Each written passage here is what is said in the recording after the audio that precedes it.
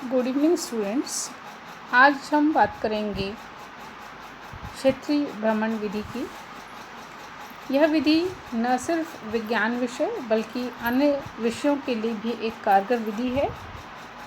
जैसा कि नाम से ही स्पष्ट हो रहा है, इसके अंतर्गत छात्र को भ्रमण करने के लिए कक्षा से बाहर ले जाया जाता है और उस दौरान बालक अपने व्यक्तिगत अनुभव के द्वारा चीज़ों को सीखता है।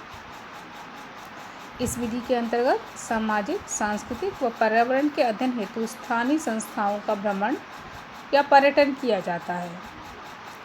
इस पर्यटन से लाभ होता है कि बालक प्रत्यक्ष रूप से ज्ञान को प्राप्त करता है और क्योंकि प्रत्यक्ष रूप से ज्ञान को प्राप्त कर रहा है तो वो सूक्ष्म से सूक्ष्म ज्ञान को अपने निरीक्षण शक्ति, विवेक शक्ति आदि के द्वारा ग्रहण करता है। इस ग्रहण करने के दौरान उसकी कई सारी जिज्ञासाओं का भी समाधान होता है।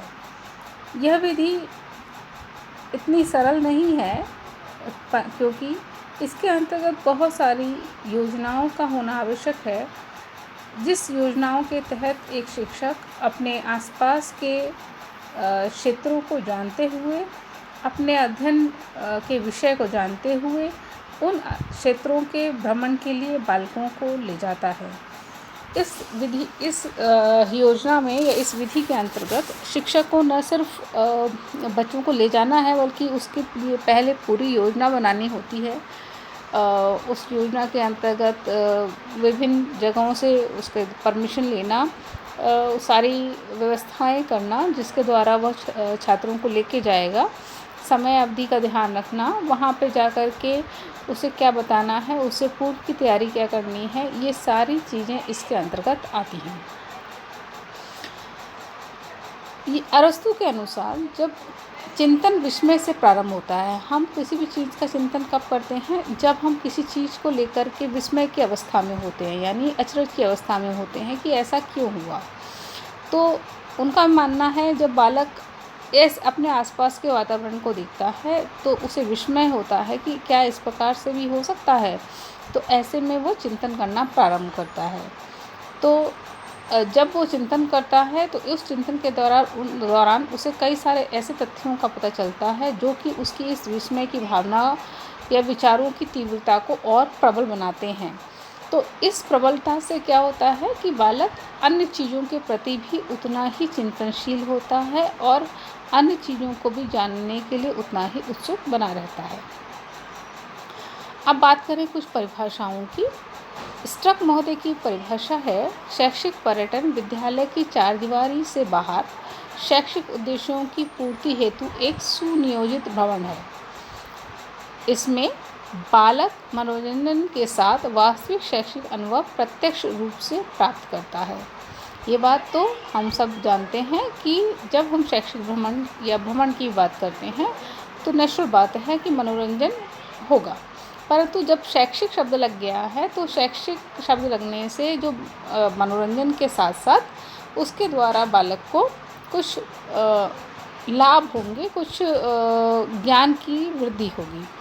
तो जब बालक को विद्यालय की चारदीवारी से बाहर ले जाया जा रहा है और सुनियोजित है, मैंने आपको बताया था कि ये सुनियोजित होता है क्योंकि इसमें बहुत सारी फॉर्मेलिटीज़ को लेते हुए और बहुत सारी क्रियात्मक चीज़ों को शामिल करना आवश्यक होता है। तो इन सब को लेते हुए शैक्षिक भ्रमण का आयोजन किया जाता है।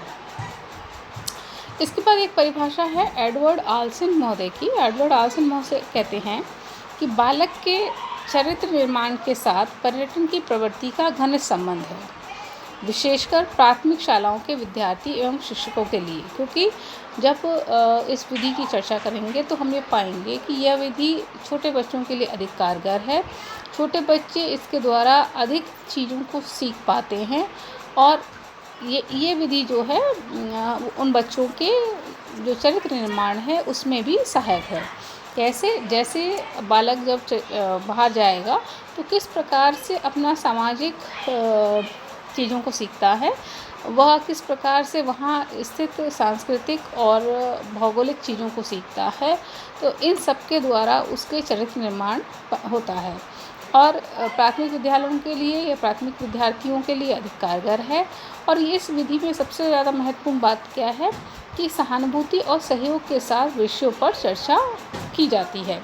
यानी बालक को पहले से उस विषय के लिए तैयार किया जाता है और उस तैयारी के दौरान ही बालक की जो जिज्ञासाएँ हैं उनको बढ़ाते हुए उनके समाधान के लिए उसे और उत्सुक बनाते हुए उसे भ्रमण के लिए ले जाया जाता है। अब बात करें कि इस भ्रमण योजना के उद्देश्य क्या होते हैं। तो ये बात तो हमने सबने जानी कि हम बात कर रहे हैं शैक्षिक भ्रमण की। तो शैक्षिक भ्रमण की बात कर रहे हैं तो नेचुरल बात है कि पहला उद्देश्य है शैक्षिक उद्देश्य। शैक्षिक उद्देश्य के अंतर्गत जो चीज़ें हैं, जो वस्तु है या जो प्रक्रिया है उसको बालक प्रत्यक्ष रूप से देखता है। जैसे हम किसी फैक्ट्री में ले गए, जैसे हम किसी ऐसी जगह ले गए जहाँ पे कुछ इंस्ट्रूमेंट्स हैं, जैसे कि आप बात कर सकते हैं कि एरोड्रम वगैरह पे ले गए, जहाँ पे बालक ये देखता है कि किस प्रकार से सारी गतिविधियाँ संपन्न होती हैं। तो वो सारी प्रक्रिया को देखता है। फैक्ट्री में ले जाएंगे तो वो वस्तु उत्पादन को देखेगा। अगर हम किसी मॉन्यूमेंट वगैरह को दिखाने ले गए तो नेचुरल बात है वहाँ स्थित जो सांस्कृतिक चीज़ें हैं उनको जानेगा। तो बालक जो वस्तु है और जो प्रक्रिया है उसको देखता है, उसको जान पाता है। दूसरी बात है कि वो नवीन अनुभवों को प्राप्त करता है, क्योंकि क्लासरूम टीचिंग के अतिरिक्त जब वो क्लास से बाहर निकल के और नए पर्यावरण में अपने आप को समाहित करते हुए अपनी चीज़ों को अपने निरीक्षण शक्ति और विवेक शक्ति के द्वारा ग्रहण करता है तो उसको नवीन अनुभवों की प्राप्ति होती है। और क्योंकि वो बालक खुद देख रहा है, खुद चीज़ों को समझ रहा है, तो नेचुरल बात है इसके द्वारा प्राप्त ज्ञान स्थायी होगा। नेक्स्ट बात है कि इसके द्वारा जो विषय है उसके प्रति भी बालक में रुचि जागृत होगी, यानी बालक विषय में अधिक रुचि लेने लगेगा। नेक्स्ट जो बात आएगी वो है कि बालक को पूरा और जो वर्तमान स्थिति है ज्ञान की वो दोनों ही प्राप्त होती हैं, क्योंकि जब बालक कहीं देखने गया तो उसे उस पूरी प्रक्रिया का, उस पूरी वस्तु का ज्ञान होता है। साथ में वो उसको आधुनिक परिप्रेक्ष्य में या ओवरऑल कॉन्सेप्ट को भी समझने लगता है कि एक जगह अगर उत्पादन इतना हो रहा है तो ऐसी कितनी इकाइयाँ हैं, कितना उत्पादन करती होंगी, कुल कितना उत्पादन होता होगा, उसका आयात कैसा होता है, निर्यात कैसा होता है, बहुत सारी चीज़ें हैं जिनका वो ज्ञान प्राप्त करता है। नेक्स्ट बात आती है कि उसकी निरीक्षण शक्ति का विकास होता है, क्योंकि जब वो चीज़ों को जितना माइन्यूटली ऑब्जर्व करेगा उतना ही अधिक वो ज्ञान को ग्रहण कर पाएगा और सही परिप्रेक्ष्य में ज्ञान को प्राप्त कर पाएगा।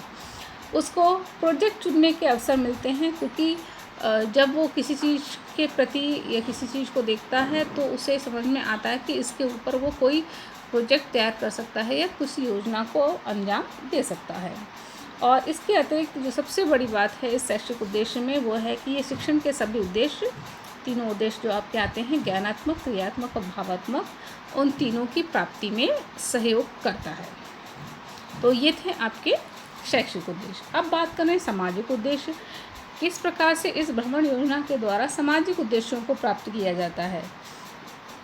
क्योंकि बच्चे ग्रुप में हैं, क्योंकि बच्चों के साथ टीचर्स हैं, क्योंकि बच्चों के साथ कोई ना कोई सब स्टाफ है, तो नेचुरल बात है कि बालक सामाजिक और सहयोग की भावना का विकास कर पाता है।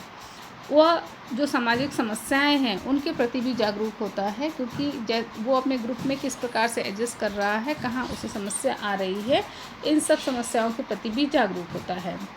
नेक्स्ट बात जो आएगी वो है सामाजिक संबंधों का विकास हो सकता है, क्योंकि हो सकता है कुछ ऐसी बातें हैं या कुछ ऐसी चीज़ें हैं जो सामाजिक संबंधों के विकास के संदर्भ में हैं कि बालक किन्हीं बच्चों के साथ अच्छे से एडजस्ट नहीं कर पाता है, तो वो क्या करेगा कि वो अपने आप को सामाजिक रूप से नए संबंधों को स्थापित कर पाएगा, उसके नए दोस्त बनेंगे, नए जगह पर जाएगा तो नए क्लास के मित्र भी बनेंगे और बाहर के भी मित्र बन सकते हैं। उसमें मूल्यों का विकास होगा, क्योंकि जब वो जान पाएगा अच्छाई क्या है, बुराई क्या है, तो मूल्यों का उसमें विकास होगा। और सबसे बड़ी बात है जो सामाजिक परिप्रेक्ष्य में है कि उसे मनोरंजन की प्राप्ति होगी, जिससे उसको आनंद महसूस होगा। ये बात थी सामाजिक उद्देश्य के संदर्भ में। अब बात करें मनोवैज्ञानिक उद्देश्यों के संदर्भ में। जो मनोवैज्ञानिक उद्देश्य हैं उनका कैसे इस विधि के द्वारा विकास होता है, तो इसके द्वारा बालक की सामान्य बुद्धि जो है उसका विकास होता है। सामान्य बुद्धि के अतिरिक्त उसके कल्पना शक्ति का भी विकास होता है, चिंतन शक्ति का विकास होता है, तर्क शक्ति का विकास होता है और संवेगों का भी विकास होता है। यानी कि बालक एक व्यक्तित्व के रूप में अपनी जो शक्तियां हैं उनका विकास करने लगता है।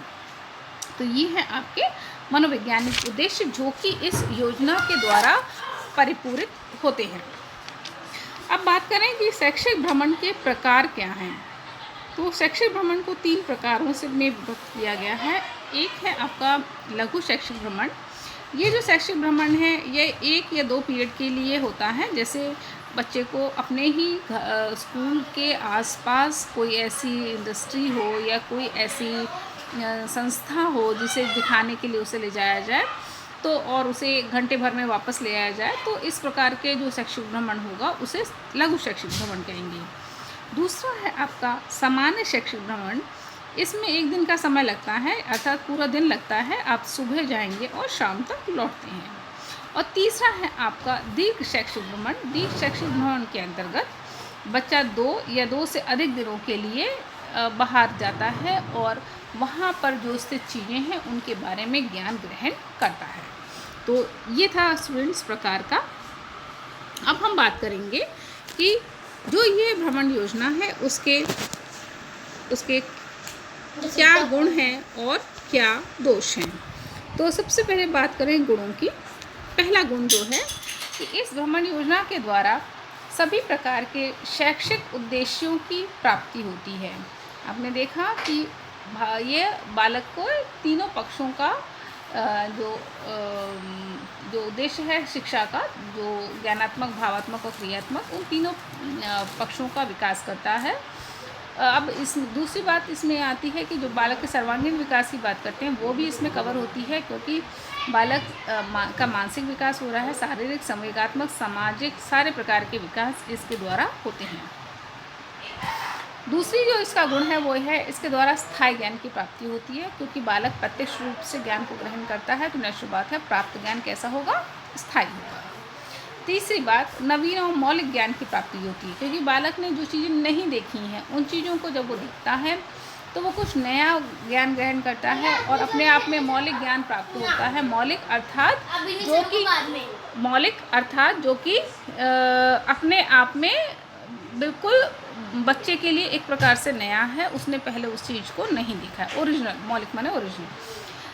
चौथी जो है विशेषता वो ये है कि मानसिक शक्तियों का विकास होता है, क्योंकि बालक यही चीज़ों को सीख रहा है तो मानसिक शक्तियों का निश्चित बात है विकास होगा।